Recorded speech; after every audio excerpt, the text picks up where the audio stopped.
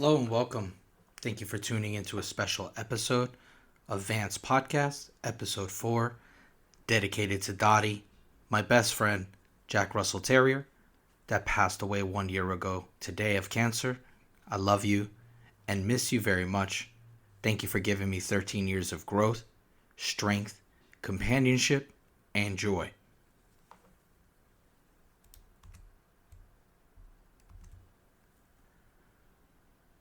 Today's episode was sponsored in part by Raul Samo's Unisex Barber, 469 Brace Avenue, Perth Amboy, New Jersey.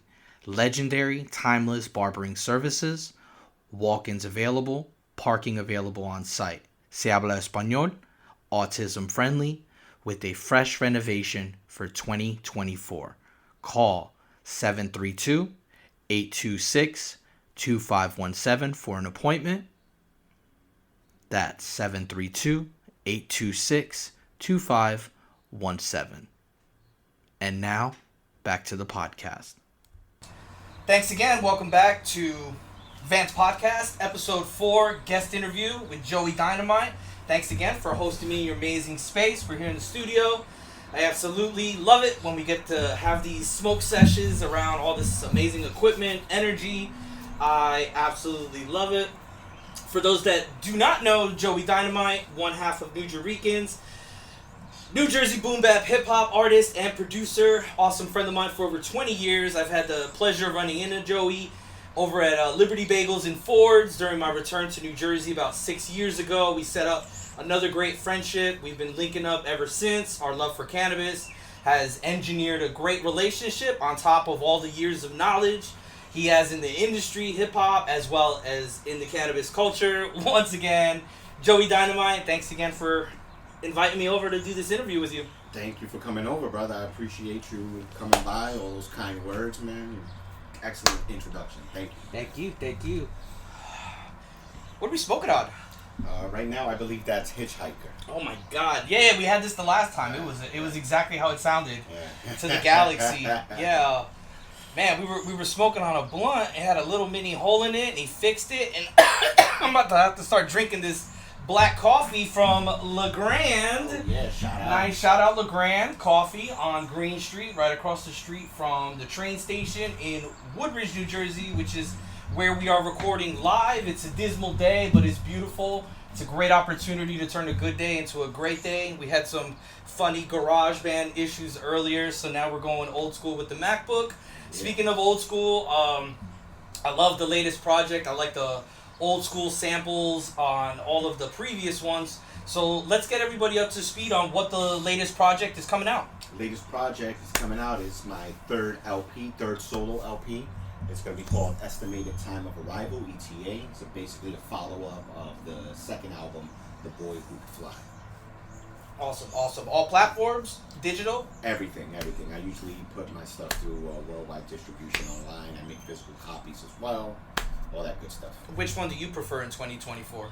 Well, I mean, I tend to like to move with the times, although I'm a purist, like obviously in a room full of vinyl, I would say vinyl first, but realistically, you can't play records in a car. And, exactly. And off of a computer, so yes, most of your money will come from digital. So yes. And for the vinyl purists out there, you know that your vinyl player has a USB hookup anyway. I know mine does, And most mixers do too. Yeah, they do. They're ripping.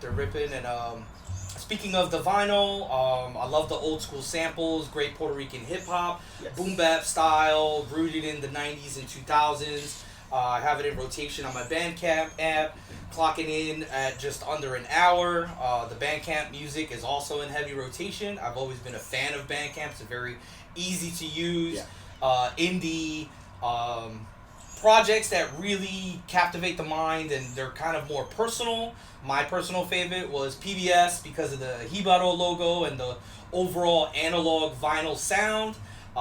Reminiscent of The Alchemist, definitely shining on The Alchemist produced Spix in Paris, very 2000 boom bap feel.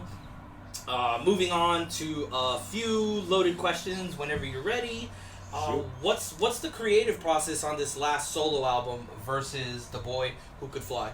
Well, with this album, the Boy Who Could Fly was very it was airplane themed. It was a play off of the words of being fly. So there was a lot of shit that in that album that had to do with airplanes and being fly. It was a play on words with both of them. So with this one, estimated time of arrival, the fly shit is done. Now it's time to get back, grounded to earth and the dirt, the soil, all that real shit, the underground roots, everything you could imagine about my interpretation of what underground hip hop is. I'm gonna take that. I'm gonna go that route with my third album. That's actually perfect. That actually segues perfect. Underground, for a lot of people that aren't from our time frame, we're talking about indie music, independent, yes, from the grassroots. We're talking from your laptop, from your very basic programs. I mean, obviously, I just shouted out Audacity on my MacBook, free programs, and we're talking about that non-professional studio time, engineering your sound. And back to my question towards the indie folks that I'm actually leaning this podcast towards, so we can stop the whole misogyny of being called an old head. I'm 40 years old. I'm not an old head. What advice do you have for indie artists in 2024 when the industry is saturated with plants and people just trying to exploit the culture for a quick cash grab? I know that was huge, and we'll also touch on a couple more points. Yeah, absolutely. That's a great question, actually. I'm going to start it off with, on this new album, I have a song called Radio that when it finally comes out, please take a minute to listen to that song. It's going to talk about all of the stuff that you just brought up. But first, I'll start off with this. With the advice that I'll give to artists now, I mean, like, it's all in your hands. It really is, you pick up your phone and you could get worldwide distribution off of that, off of sites, off of companies like CD Baby, DistroKid, TuneCore, and all that. So to get your music all across the world is the easy thing now. The toughest shell to crack, I feel, is the marketing and what you got to do to make sure that you're reaching everyone. Some people pay for views. Some people go on Fiverr and hire someone from India to just do a bunch of spamming for you. Correct. Whatever the case is. Bots, they hire bots. Absolutely. Yeah, and then on top of that, the bot teams that mask themselves as marketing agencies in America that we'll cover on another podcast. Absolutely. We totally will. Yes. Remember, this is a podcast for the people, by the people. We are the laymen. We are the 20 years scratching at everything to see what sticks to the wall. We're not the colonizers of Puerto Rico buying up all the hotels and charging you $500 an eighth. Yeah, I know, right? I know that was a hyperbole, but at the same time, in hip-hop being gentrified like that is definitely kind of how the real estate in Puerto Rico is, right? It takes away the authenticity of La Perla, and it gives you Ice Spice. Yeah. It takes this young girl that could have thrived on many other talents, and it gives you this, bodega music. And don't get me wrong, it is very, very catchy. It is very catchy, kind of play dice music, but Mos Def, Yasin Bey said it best. It's, you're going to Target, and then you leave Target, and then you get inside of your car, and you listen to music that's timeless, like the Purple Tape, or the recently birthdayed Ghostface Supreme Clientele that you can listen to from the beginning to the end and not have to go on your Spotify and find them track by track. Like, these are real artists, real artistry. And what does gentrified hip hop sound like to you? Well, look, I could say to follow up on what you were saying.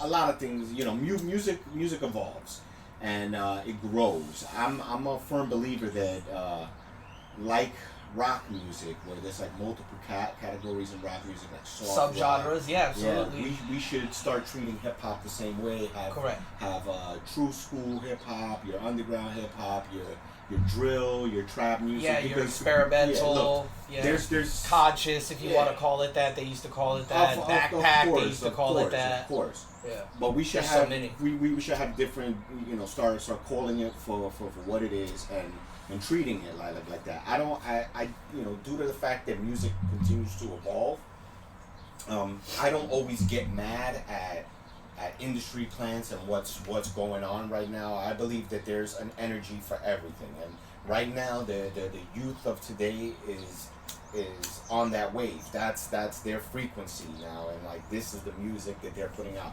That's their true school to them, and they're looking at us as old heads, like you said earlier. Being old, I believe, is a state of mind. Unless you're a pedophile, then that's a whole nother different topic.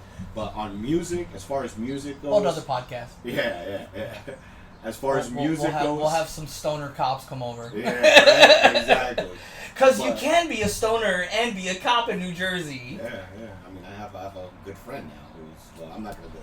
But anyway. Well, anyways, Joey Dynomite has a friend somewhere in America. Yeah. That was fucking great. But again, you know, yeah. Music has all different type of energies. I even say this with, like, you know, picking out beats for projects and stuff. I deal with multiple producers. Producers will send me a gang of beats, and I will only pick one out of it. And it's not that I don't like any of those other beats. It's just that right now that frequency is touching me, and this is what I'm gonna run with.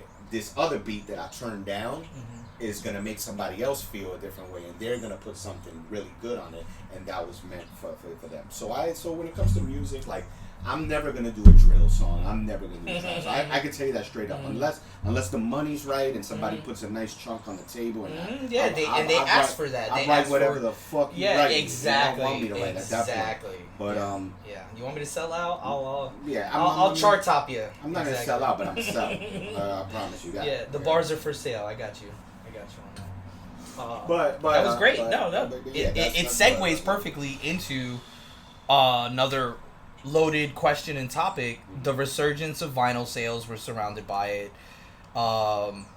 We many conversations ago talked about the verses with Dipset and D Block and the Big Nas and Wu-Tang tours and projects that sell out have shown us the purity that the old heads have money to spend now. Yeah. Do you see that original New York state of mind and hip hop being priced out of the East Coast, losing its authenticity, and continuing to be fabricated forever? Well, look. New York is the Mecca. And whatever comes from Mecca, the rest of the world will worship and follow. You know?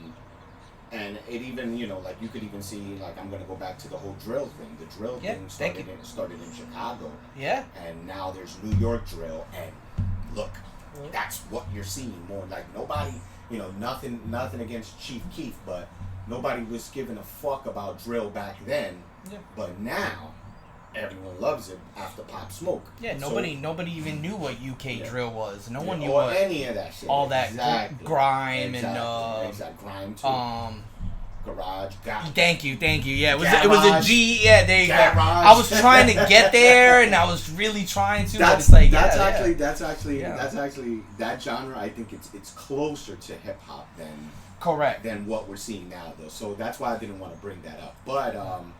But you know, long story short, they don't even know. Yeah. Look, New York is the Mecca. So whatever New York puts out, the rest of the world will follow. New York takes whatever is out there and transforms it into something new. They even did it with Sour Diesel, you know. Since we're talking about weed. Correct. That originally came from UK cheese. It got to New York, started mixing with the local fucking OGs from our area, sour. And then sour became the worldwide phenomenon. New York. Cannabis coupler. You know, Hayes, 189, Piff, whatever you want to call it. That came from Florida first. It made its way to fucking New York, and it became Piff. Before Burner, we had Bronson. Yeah, you know it. Branson. The triangle bags. Yeah, the triangle bags. Those were wild. I used to call them the Arthur bags. The Arthur's Deli. I never even went to Branson on my damn stuff. I used to buy it off of somebody in Newark, which is, I'm not gonna say his name. He's OG. An OG in Newark. That's fine with me. Absolutely. OG in Newark who used to buy. Yeah. He would come home. He would come back to his crib with like big paper bags full. Fucking baleta bags and fucking weed. You know, like it was crazy Crazy times. times. Crazy It's like times. the Wild West over here. It was. It was the wildest of times. It was not cookies on the corner. It was you know a guy that has to buzz you up with a code word. You can only use this payphone. Yeah. Those were the times in Newark. Naughty by Nature is from Jersey. Sugar Hill Gang is from Jersey. Redman is from Newark. One of the greatest OGs, top 10 MC alive. That bridge of going through New Jersey to get that Philly sound of hip hop is really what the next question I have for you, final question, outtakes, whatever else. What we have next after seeing what we can do with the 50th year anniversary.